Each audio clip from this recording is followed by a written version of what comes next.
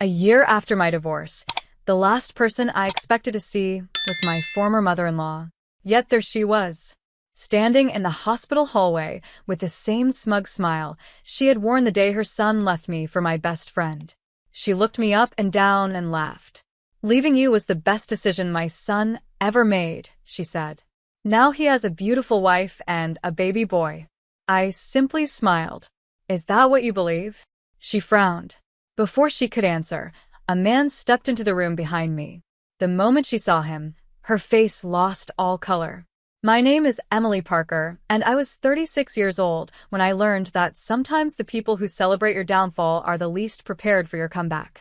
The last time I saw my ex-husband, Daniel, he was standing in our living room holding a suitcase. Beside him stood my best friend of 12 years, Rachel. Neither of them looked ashamed. Neither of them looked sorry.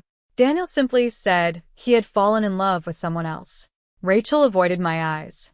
3 months later, they got married. 6 months after that, Rachel announced her pregnancy. My former mother-in-law, Margaret, treated the whole thing like a fairy tale. According to her, Daniel had finally found the woman he deserved. A woman who understood him. A woman who could give him the family he wanted. Unlike me.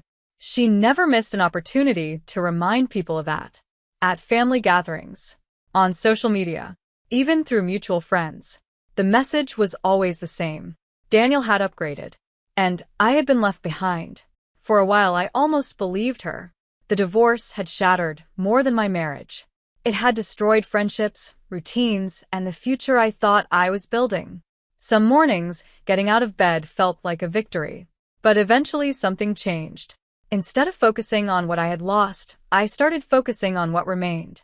I still had my career. I still had my health. And most importantly, I still had myself. Over the next year, I rebuilt my life piece by piece. I accepted a position managing community outreach programs for a hospital foundation. The work was meaningful. For the first time in years, I felt like I was helping people instead of simply surviving. That job also introduced me to someone unexpected. An elderly gentleman named Arthur Bennett. Arthur had been one of the hospital's largest donors. After losing his wife, he spent much of his time supporting patient programs and mentoring young professionals. We became friends, then trusted confidants. He often joked that I reminded him of his daughter. I never knew whether he was serious, but I knew our friendship meant a great deal to both of us. Then, one rainy Thursday morning, everything changed. I received a call from Arthur's attorney. His voice sounded urgent. "Miss Parker, Mr. Bennett specifically requested your presence today." I glanced at the clock. "At the hospital?" "Yes." "Is he all right?" There was a pause. "Please come as soon as possible." The line disconnected. An hour later, I was standing outside a private hospital room on the 7th floor. My heart pounded with worry. Arthur had seemed healthy only days earlier. I was trying to prepare myself for whatever waited behind that door when I heard a familiar voice. A voice I had hoped never to hear again. Well, if it isn't Emily. I turned. Margaret. My former mother-in-law. She looked exactly the same. Perfect hair. Perfect makeup. And that same smug smile. Her eyes traveled over me. Slowly. Judgmentally. Then she laughed. "You know," she said, "leaving you was the best decision my son ever made." I said nothing. She continued anyway. "Daniel has everything now. A beautiful wife. A healthy baby boy. A real family." She folded her arms. "You must hate seeing how happy they are." For a moment, the hallway fell silent. Margaret expected tears. She expected anger. She expected defeat. Instead, I smiled. A calm smile, the kind that made her confidence waver. Then I looked directly into her eyes and said 4 simple words. "Is that what you believe?" For the first time since she arrived, her smile disappeared. Margaret stared at me, confused by my reaction. For a woman who had spent the past year enjoying my supposed downfall, confidence came easily to her. But uncertainty did not. "What is that supposed to mean?" she asked. Before I could answer, the door behind me opened. A tall man in a dark navy suit stepped into the hallway. His silver hair was neatly combed, and his expression carried the kind of quiet authority that made people pay attention without him raising his voice. The moment Margaret saw him, her face changed. I recognized him immediately. Richard Collins, Arthur Bennett's longtime attorney. For nearly 20 years, he had handled every major legal matter connected to Arthur's estate, charities, and business interests. Richard looked directly at me. Emily. I nodded. Mr. Collins. His expression softened. Thank you for coming. Margaret's eyes moved between us. She clearly wasn't expecting that. Richard wasn't speaking to me like a casual acquaintance.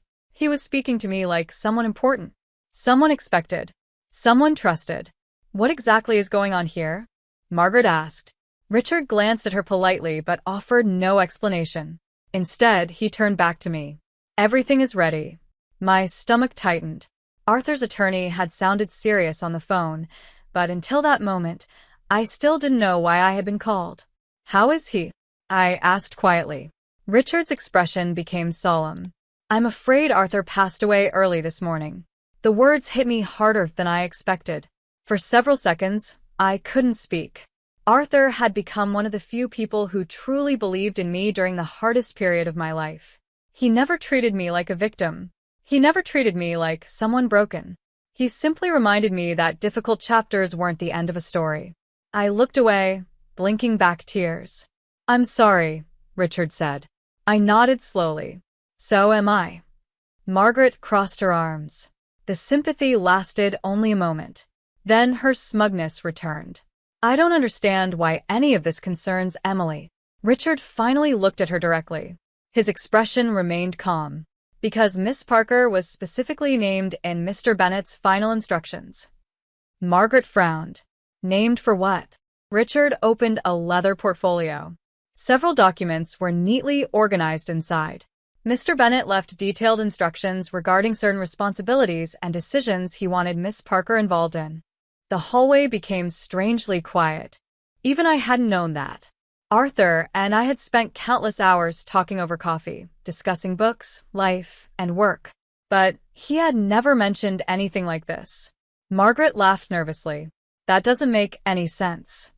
Richard ignored the comment. He also left a personal letter. My heart skipped. A letter? Yes. Richard carefully removed a sealed envelope. My name was written across the front in Arthur's familiar handwriting. Suddenly, the reality of his absence felt overwhelming. Margaret shifted uncomfortably. For the first time, she seemed less interested in mocking me and more interested in understanding why this mattered. What kind of responsibilities? She asked. Richard closed the portfolio. Those details will be discussed shortly. His answer clearly irritated her. But before she could press further, another voice echoed from the far end of the hallway. Several people were approaching. Hospital administrators, 2 members of Arthur's charitable foundation, and a representative from his private estate office. All of them heading directly toward us. Margaret's confidence visibly weakened. She had expected to find a divorced woman sitting alone in a hospital hallway. Instead, she was watching influential people gather around someone she believed had been left with nothing. Richard looked at me and gave a small nod. The meeting will begin in a few minutes. I glanced at the sealed envelope in my hands, then at the growing group approaching us. Whatever Arthur had planned, it was much bigger than I had imagined. And judging by the look on Margaret's face, she was beginning to realize that too. 10 minutes later, we were seated inside a private conference room adjacent to the hospital wing. The atmosphere felt heavy, not with tension, with anticipation. Around the table sat hospital administrators, foundation board members, legal representatives, and several people who had worked closely with Arthur Bennett for years. Margaret remained near the back of the room, silent, watching. Richard Collins stood and cleared his throat. Thank you all for coming. The room grew quiet. As many of you know, Arthur Bennett spent the final years of his life supporting this hospital, its patients, and numerous community programs. Several people nodded. Richard continued. Before his passing, Arthur left very specific instructions regarding the future of his charitable foundation. He opened a folder. Most importantly, he wanted everyone here to understand why those decisions were made. Then Richard looked directly at me. Arthur often spoke about integrity. My throat tightened. He believed character reveals itself most clearly during difficult times. The attorney removed a letter. The following statement was written personally by Arthur Bennett. He began reading. "If you are hearing this, I am gone." A sadness settled over the room. During the last year of my life, I had the privilege of getting to know Emily Parker. My eyes lowered. She entered my life during one of the most painful chapters of her own. She had every reason to become bitter. Instead, she chose kindness. The room remained completely silent. She helped people when nobody was watching. She solved problems without seeking recognition. Most importantly, she treated me like family when she had no obligation to do so. Richard paused briefly, then continued. "I have spent decades building businesses, supporting charities, and meeting thousands of people. Character is rare. Emily possesses it." My eyes filled with tears. Across the room, Margaret stared at me in disbelief. Richard carefully placed the letter down. Arthur's final decision was unanimous with the Foundation's advisory committee. He opened another document. Effective immediately, Emily Parker has been appointed executive director of the Bennett Community Foundation. A collective murmur spread through the room. The Bennett Foundation was one of the largest charitable organizations in the region. I was speechless. Richard smiled. "Arthur believed you were the right person to continue his mission." For a moment, I couldn't respond. Everything felt unreal. Then movement near the doorway caught my attention. Daniel and Rachel. They had just arrived. Rachel held their baby. Daniel looked confused. Apparently, someone had informed them that Margaret was at the hospital. Neither of them expected this. The second Daniel saw the room, he froze. His eyes moved from the board members to Richard, then to me. Finally, Richard addressed everyone again. "There is one final matter." He opened another file. Arthur requested that all public recognition associated with several upcoming hospital projects be dedicated to those who actively contributed to their success. He looked toward me. Miss Parker personally led those initiatives. Several administrators immediately nodded. The projects Daniel had often mocked during our marriage. The work Margaret once called a waste of time. The same work now receiving regional recognition and expanded funding. Margaret slowly sat down, her face pale. The certainty she had carried into the hallway was gone. Daniel looked equally stunned. Not because I had become wealthy.